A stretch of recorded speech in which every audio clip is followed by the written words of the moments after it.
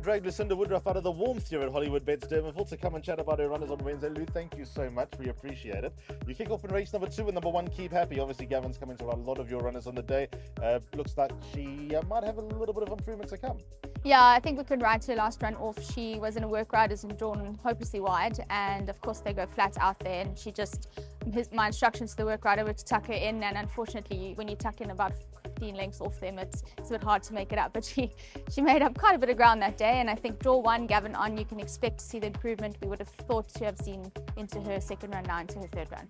What about race number 3? We got a freak, has been a recent arrival to the yard, has got hints of winning form. Where's he at? Yeah, very happy with him. I didn't know him too well before he had his first start with me, but he was in desperate need of gelding. We cut him straight after that last run, and he put up a lovely gallop here. So I wouldn't say I've really put a lot of work into him since the gelding. I'd like to just see him progress naturally from it, but I think from what I've seen at home, he should run a nice race there.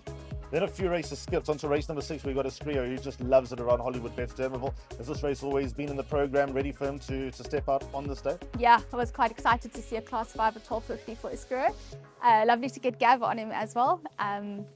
Yeah, he's just such an honest little horse. He's in a great space, and I'm sure he'll put up another good performance.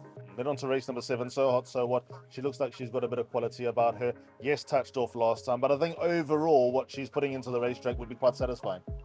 Absolutely. She all but won last time, and I think just a bit of lack of experience got the best of her there.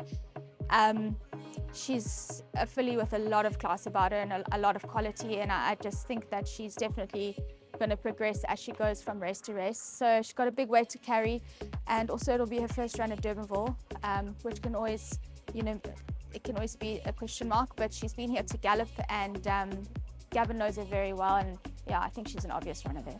Then 2 runners in the back. My Archangel, that run of World Sports Bet in Cape Town, mate, there was a mess for quite a few horses.